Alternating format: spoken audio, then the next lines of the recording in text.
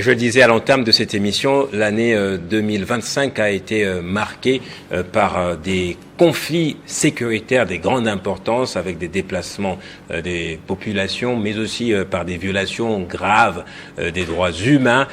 Ces violations ont été documentées, répertoriées par des organisations internationales. Quelle a été la part de la RDC pour que les Congolais soient rétablis dans leurs droits, soient défendus justement, et dans la documentation même de ces violations des droits humains en vue dans les jours à venir, soit pour des plaintes à déposer ici au niveau national ou au niveau international. Samuel Mbemba, c'est le ministre dont on parle, c'est les ministres en question. Un de ses collaborateurs est mon deuxième invité, Abed Mukumbi, pour en parler justement. Bonsoir Abed et merci d'être là. Bonsoir Monsieur Gaëtan, mes vœux le meilleur à vous, ainsi qu'à tous les Congolais qui nous suivent de partout en ces moments. Oui. C'est un grand plaisir pour moi de me retrouver sur ce plateau pour échanger autour des questions qui préoccupent au plus haut niveau les Congolaises et Congolais. Absolument. C'est un peu la janviose. Ils sont nombreux à nous suivre en ce moment dans l'est du pays, des victimes des violations des droits humains à Goma, à Bukavu, d'ailleurs, des déplacés des guerres, sont... des victimes notamment dans le centre du pays, à Mobondo. Quand on parle des droits humains, on s'intéresse guère à ces compatriotes qui sont au Bandundu, d'autres sont déplacés ici à Kinshasa, à Maluku, dans les écoles. Pourquoi cette politique de deux poids, deux mesures apparemment? Non. Mes pensées sont tournées autant vers nos compatriotes ici au Grand Bandundu que ceux qui se trouvent dans la partie est de la République, qui sont victimes depuis près de 3 décennies d'une guerre injuste nous imposée par le Rwanda avec ses supplétifs sous divers labels, hier avec le CNDP et aujourd'hui avec la coalition M23FC. Comme l'avait dit le chef de l'État, son Excellence Félix Antoine Tshisekedi Tshilombo, lors de son discours sur l'état de la nation, les ténèbres ne régneront pas toujours. Il arrivera un moment où nous bâtirons un pays plus beau qu'avant dans la paix et nous assurerons effectivement sa grandeur comme nos pères fondateurs l'avaient dit. Ouais. Les ténèbres ne seront chassées que par la vraie lumière, en tout cas. Cette lumière, chacun va mettre son nom derrière elle, mais pour moi, ça reste toujours les valeurs, c'est la justice, notamment c'est l'absence de la corruption, c'est la défense des pauvres, des démunis, ce sont les droits humains qui sont justement respectés et mis en valeur. Alors, ma première question, c'est celle de savoir quel est selon vous le bilan ou le principal acquis du ministère des droits humains en 2025? Merci M. Gaëtan pour la question. Alors, à notre arrivée au ministère des droits humains, en dehors des attributions traditionnelles dont la plupart nous ont été confiées ou dont la plupart ont été reprises dans l'ordonnance numéro 25/293 du 15 décembre 2025 portant attribution des ministères, le chef de l'État avait initié et lancé ce que nous avons appelé le plaidoyer pour la reconnaissance des génocides commis sur le territoire congolais, qu'il a placé sous l'exécution gouvernementale du ministre des Droits humains, son Excellence Samuel Mbemba Kabouya, avec l'appui des structures spécialisées, notamment le FONAREV et la CIAVAR. Alors c'est dans cette optique que nous avons organisé des activités au niveau international, notamment à Genève, en marge de la 60e session du Conseil des droits de l'homme, mais aussi à New York, en marge de la 80e session de l'Assemblée générale des Nations unies, où nous avons réuni des ambassadeurs et autres officiels pour leur dire que ce qui se passe au Congo aujourd'hui n'est autre qu'un génocide, avec des cas précis, notamment... Que nous appelons génocide. Génocide, c'est-à-dire génocide commis pour des raisons économiques, notamment avec des cas précis, les cas de Makobola, des Rutshuru, des Walikale, de plusieurs localités, Kisangani aussi, de Kisangani, où le peuple a été massacré avec l'intention de l'exterminer en totalité ou en partie. Après cette étape, nous sommes allés au niveau africain, à Banjul, où se trouve le siège de la Commission africaine des droits de l'homme et du peuple, en marge de sa 85e session, où nous avons organisé une sorte de side event avec notamment la société civile africaine et les ambassadeurs. Nous leur avons montré des images brutes de ce qui se passe aujourd'hui à l'est de notre pays. Et le lendemain, la société civile africaine a pris une résolution reconnaissant et condamnant les génocides commis en RDC. Et dans cette résolution, elle a demandé à ce que la Commission africaine des droits de l'homme et du peuple fasse la même chose, c'est-à-dire qu'elle prenne ou qu'elle vote également une résolution condamnant et reconnaissant le génocide commis en RDC. Et c'est ce qui a été fait le 30 octobre. La Commission africaine des droits de l'homme et du peuple a voté une résolution reconnaissant et condamnant le génocide commis en RDC. Donc alors, ça fait deux résolutions obtenues par le ministre. Deux résolutions internationales qui reconnaissent aujourd'hui... on va dire. Africaines, des deux résolutions africaines. Régionales ou internationales, je vous le concède, oui. Qui reconnaissent aujourd'hui les génocides congolais. Dommage qu'aujourd'hui, l'opposition n'en parle pas. La société civile congolaise n'en parle pas. Peut-être parce que c'est africain seulement. Non, mais c'est étape par étape. La stratégie vous avez commencé aux Nations Unies à Genève, ça n'a pas produit des faits, raison pour laquelle vous vous êtes rabattu, vous êtes retourné au niveau africain. La stratégie nationale du plaidoyer pour la reconnaissance des génocides, qui a été mise en place suivant les instructions de la haute hiérarchie, comprend plusieurs volets. Nous avons les volets diplomatiques, nous avons le volet institutionnel, nous avons également le volet judiciaire. Dans le volet, ou en ce qui concerne les volets institutionnels, nous avons d'abord commencé par les instances africaines. Nous sommes allés à la commission où le génocide rwandais a été aussi reconnu.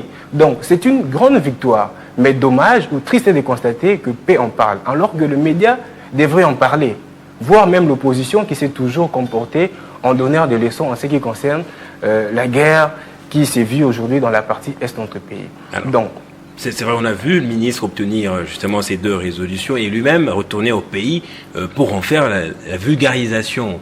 Il joue à la fois à l'acteur justement qui fait le plaidoyer, mais il retourne aussi pour que ces résolutions soient acceptées au niveau national. C'est ce que nous sommes en train de faire. Oui, même les membres du gouvernement voilà, ne se sont pas appropriés. Chaque Congolais, vous ne devez pas seulement accuser... Où qu'il soit, où qu'il se trouve, s'érige en acteur clé de vulgarisation de ces deux résolutions. Parce qu'aujourd'hui, je peux me réveiller un bon matin, je vais à Bandal, vous posez la question à un jeune, est-ce que vous savez qu'au Congo, entre les années 96 et jusqu'à ce jour, c'est-à-dire 2026, il y a un génocide? Il ne peut pas le savoir. Il peut dire que je ne le sais pas. Pourquoi? Parce qu'il se pose un problème de vulgarisation. C'est comme ça que nous appelons les Congolais, où qu'ils se trouvent, à s'approprier de ces combats. Questionnons un peu la terminologie. Vous dites qu'il y a eu des génocides congolais au pluriel. Exactement. Pourquoi il y a eu... Expliquez-nous un peu, pourquoi plusieurs génocides comme ça? Par exemple, si vous allez aujourd'hui au Rwanda, il y a eu un génocide où 800 000 personnes ont été exterminées. Mais quand vous prenez cas par cas, je vous ai cité le cas des Kibomba, où 700 personnes ont été exterminées. Tout un peuple, toute une communauté. Vous allez à Walikale, 500 personnes ont été exterminées avec l'intention de les exterminer totalement et de remplacer aujourd'hui ces populations-là par une population, permettez la tautologie, venue peut-être du Rwanda. Donc ce sont des cas de génocides qui ont été commis à maintes reprises. C'est comme ça, au lieu de parler d'un génocide, nous parlons des génocides qui ont été commis au Congo. Avec l'intention, bien évidemment, d'exterminer les populations dans différentes localités. Et nous l'avons également appelé génocide parce que c'est fait où les génocides est commis pour des raisons économiques. Ce ne sont pas nos dirigeants qu'on vise, ce sont nos minéraux, nos ressources naturelles. Qu'est-ce qui a changé après ces deux reconnaissances, justement, et cette condamnation? Qui d'abord a été condamné? Monsieur Gaëtan, comme je venais de le dire tout à l'heure, ces combats comprennent plusieurs volets. Il y a le volet diplomatique et le volet institutionnel. Jusqu'à présent, nous avons deux résolutions votées par des institutions qui reconnaissent les génocides congolais.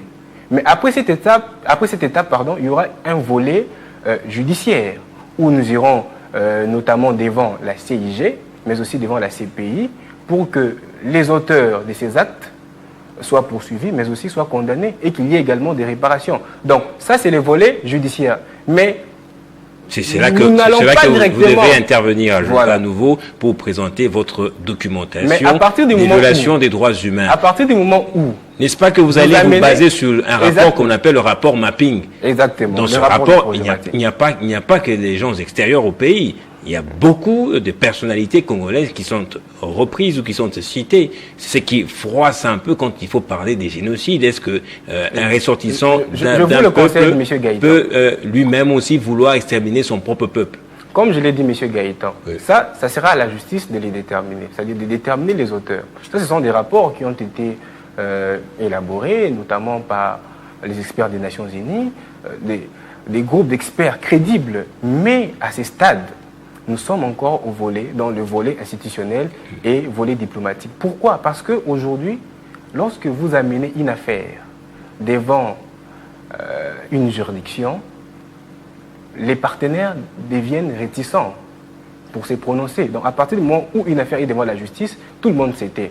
Alors que si nous menons notre campagne, nous pouvons avoir avec nous plusieurs États qui reconnaissent les génocides commis en RDC. Alors c'est quand même à saluer puisqu'on a connu beaucoup de ministres des droits humains qui ont défilé à Genève lors de grandes rencontres au Conseil, je dirais, international, le Conseil de Genève, comme on appelle ça. Conseil des droits de l'homme. Conseil des droits de l'homme, justement.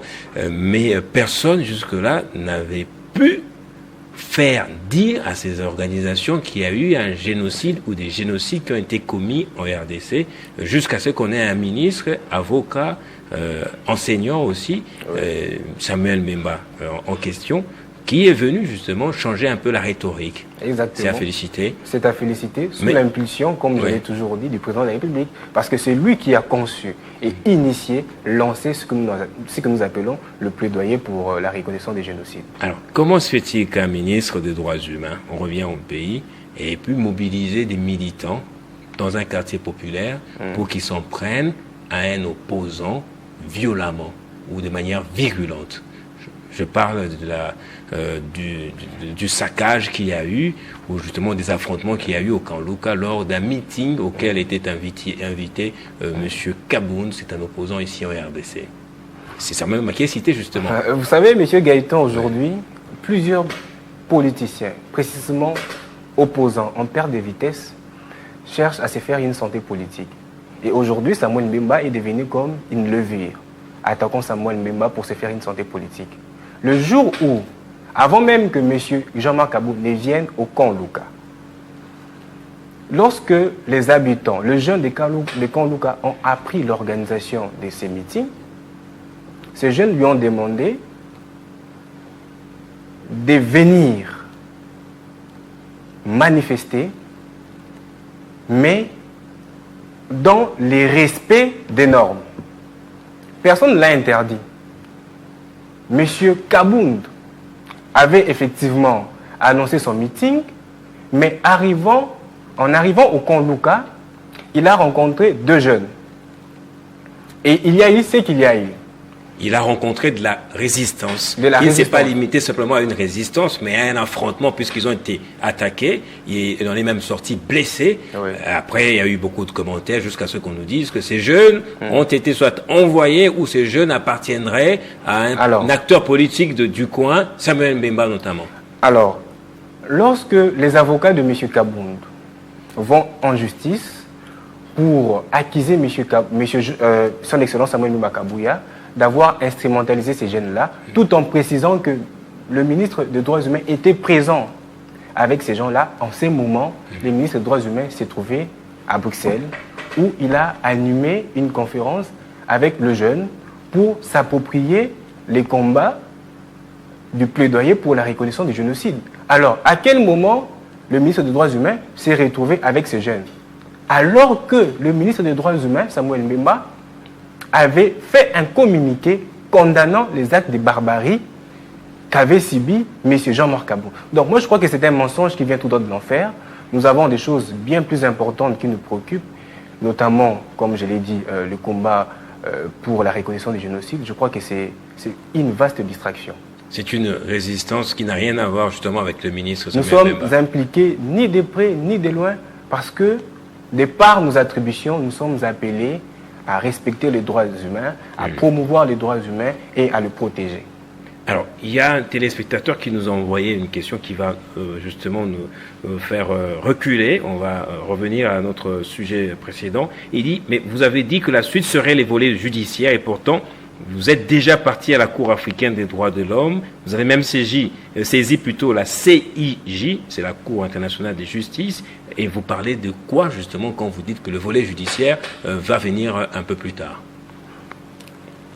Au niveau de la Cour africaine des droits de l'homme et du peuple, nous poursuivons la violation des traités.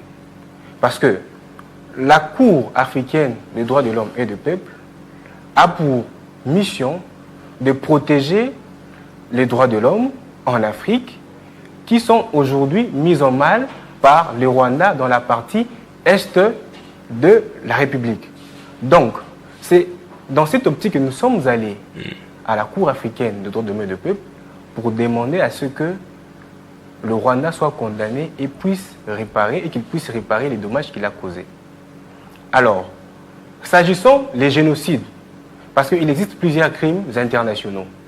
S'agissant du génocide, j'ai dit ici, nous sommes encore au niveau du plaidoyer dans les volets diplomatiques et institutionnels. Donc, nous ne sommes pas encore au niveau du volet judiciaire. Je crois que ça va arriver, parce qu'il y a un comité scientifique qui est en train de travailler pour mettre en place un plan de stratégie avec des cas précis qui existent déjà. Donc, c'est un travail qui sera fait. Alors, moi, je comprends que vous avez quand même jusque-là subi des échecs au niveau judiciaire. Parce que quand vous citez la Cour, c'est déjà judiciaire, c'est ce niveau-là. Ce n'est plus institutionnel. Il n'y a aucun échec à ce stade, M. Gaëtan. Oui. Parce que déjà, vous vous souvenez que le procureur de la CPI avait relancé les enquêtes et avait annoncé qu'il documentait tout ce qui se passe aujourd'hui à l'est de la RDC. Il a même mis en place un lien pour que tous les éléments de preuve lui soient envoyés. C'est une grande victoire. Vous savez, la justice a ses manœuvres. La justice n'est pas rendue du jour au lendemain. Il y a des enquêtes qui sont menées et après, les dossiers seront devant la Cour. Donc, j'appelle ses compatriotes à prendre son mal à patience. Nous sommes en train de faire un travail de fond dont le fruit sera visible ou palpable dans les jours à venir. Alors, parlons maintenant de la documentation. Si vous faites déjà ce travail de documentation, où est-ce que vous en êtes et combien de dossiers de violation des droits humains ont été transmis à la justice en 2025? Alors, nous avons la mission de promouvoir et de protéger les droits humains, pas seulement au niveau international, mais aussi au niveau national. Tous les cas de violation des droits de l'homme qui ont été mis à notre disposition, en tout cas, la justice, de manière indépendante, a fait son travail et il y a des condamnés. Après l'émission, je peux vous brandir quelques éléments, quelques cas pratiques, mais je vous rassure que le travail a été fait ici au niveau national. Et alors au niveau international, comme je vous ai dit, nous sommes allés à la Cour africaine des droits de l'homme et du peuple pour exiger le respect des droits de l'homme aujourd'hui mis en mal par le Rwanda. Alors, il y a des populations qui ont été victimes victimes justement des droits humains, qui se sont déplacées, qui sont soit au Burundi, en Ouganda, au Rwanda, là-bas aussi, et qui sont susceptibles d'être des victimes des droits humains à nouveau. Quel est le travail que vous faites au niveau de Kinshasa, justement, pour protéger leurs droits? Je crois que lors de la précédente réunion du Conseil des ministres, le chef de l'État avait instruit le ministre de l'Intérieur, le ministre des Droits humains, pour ne citer que ceux-là, pour mettre en place des mécanismes pour que, d'abord, ces victimes soient protégées et qu'ils soient totalement pris en charge. En tout cas, ils ne sont pas abandonnés. Le gouvernement congolais ne ménage aucun effort pour d'abord protéger leurs droits en tant que victimes. Parce que nous avons grandement besoin d'eux. Il arrivera un moment où ils seront appelés à témoigner de toutes les exactions qu'ils ont subies injustement à cause de la guerre qui nous a imposée par le Rwanda. Après l'obtention de ces deux résolutions, quelles sont les priorités du ministère des Droits humains en cette année 2026? Comme je vous ai dit, M. Gaëtan, le travail est énorme. Déjà, à l'approche des festivités de fin d'année, le ministre avait fait une recommandation aux employeurs pour que le droit des travailleurs soit scrupuleusement respecté. Le Code du travail, notamment à son article 7, qui oblige à l'employeur de payer le salaire à son travailleur, nous avons rappelé aux employeurs de pouvoir les respecter scrupuleusement. Et nous n'avons pas vraiment reçu les cas de dénonciation qui attestent que des droits ont été violés, c'est-à-dire le droit des travailleurs. Donc, nous faisons un travail au niveau interne et je crois que c'est le travail que nous allons continuer tout au long de l'année 2026. En tout cas, nous allons mettre le Congolais au centre de nos actions politiques. Nous ferons de la promotion et de la protection des droits de l'homme notre cheval de bataille tout au long de l'année. Les droits de travailleurs, c'est un sujet intéressant. Je crois que tous les jours, ces droits sont bafoués à la fois par les expatriés et même par les Congolais.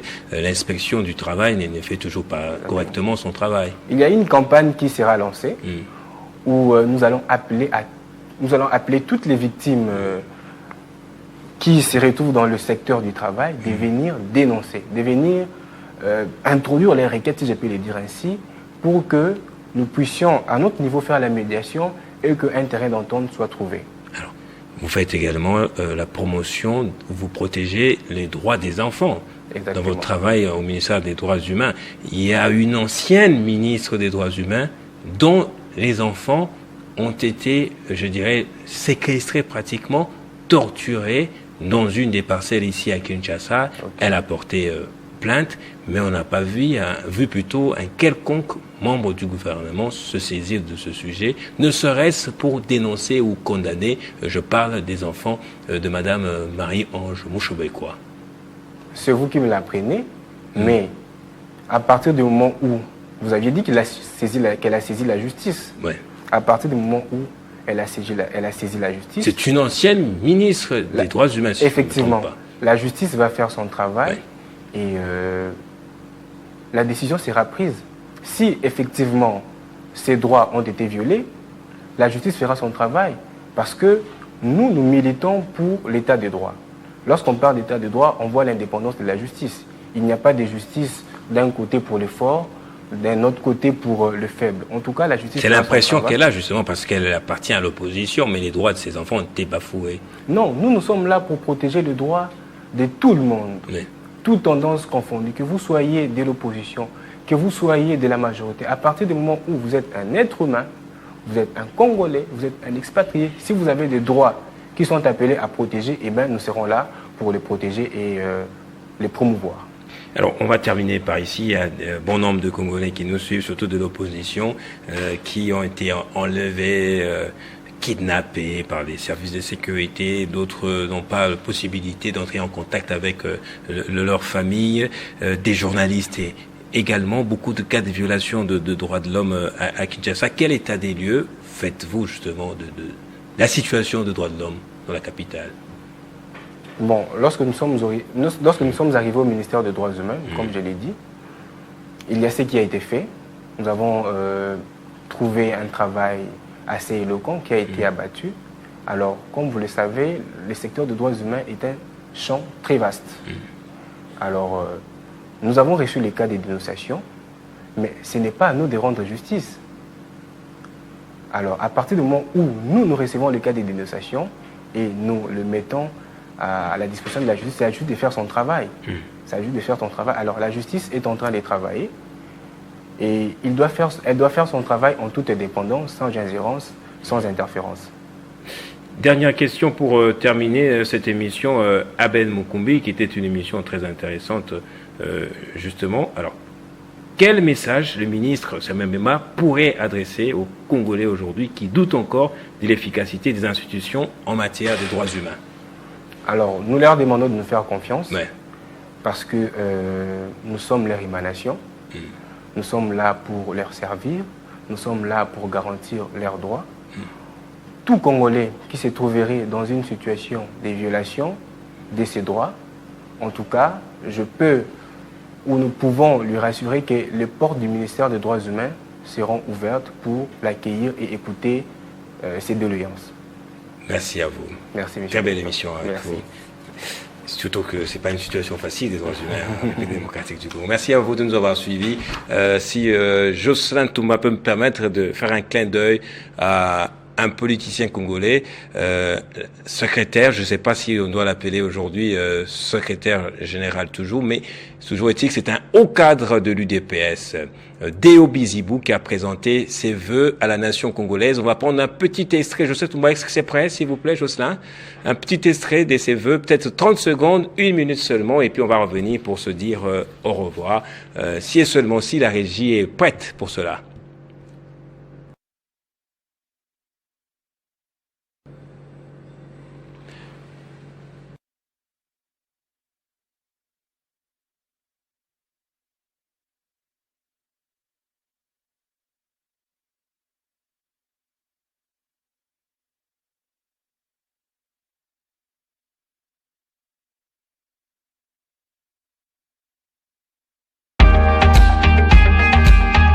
Suivez l'actualité de la RDC et du monde au quotidien avec Télé 50.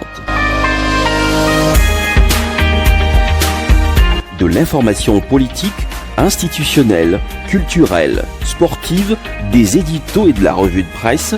Des journaux et sites d'information parus ce mardi à Kinshasa, c'est cette guerre du Rwanda. L'interactivité sont à suivre sur Télé 50 en temps réel. Depuis Kinshasa en passant par l'Afrique et vers le monde, Télé 50 encore plus proche de vous parce que vous le méritez mieux. Suivez l'actualité de la RDC et du monde au quotidien avec Télé 50. De l'information politique, institutionnelle, culturelle, sportive, des éditos et de la revue de presse. Des journaux et sites d'information parus ce mardi à Kinshasa, c'est cette guerre du Rwanda. L'interactivité sont à suivre sur Télé 50 en temps réel. Depuis Kinshasa en passant par l'Afrique et vers le monde, Télé 50 encore plus proche de vous parce que vous le méritez mieux.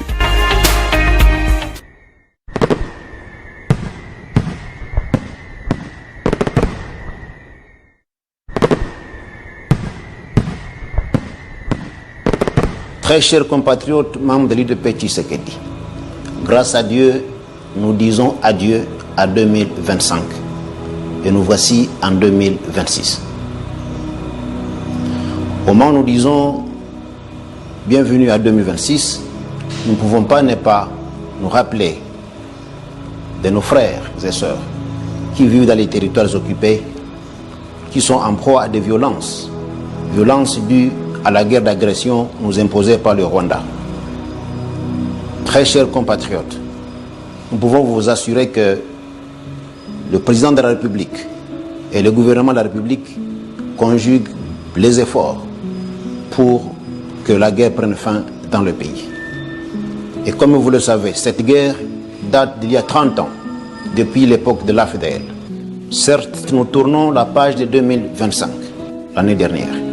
Nous ne pouvons pas nous empêcher de jeter un regard rétrospectif sur ce qu'aura été cette année. En effet, cette année aura été marquée par une lutte pour la réorganisation du parti. Cette lutte qui a atteint son point culminant avec la tenue de la session extraordinaire de la Convention démocratique de Sainte-Anne. Au cours de cette session extraordinaire, il a été réclamé, aussi bien par les combattants que par les cadres du parti, la réorganisation du parti et le changement radical au sein du parti. Nous ne pouvons pas nous empêcher de nous souvenir de nos compatriotes qui nous ont quittés pendant ce moment-là, notamment Feu Kabase Léon Panga, dit la vérité s'appelle Dieu, et qui nous a laissé une famille nombreuse. Chers combattants et combattants de l'UDPS, c'est un devoir pour nous de veiller sur la famille qui nous a laissés. Au cours de cette lutte,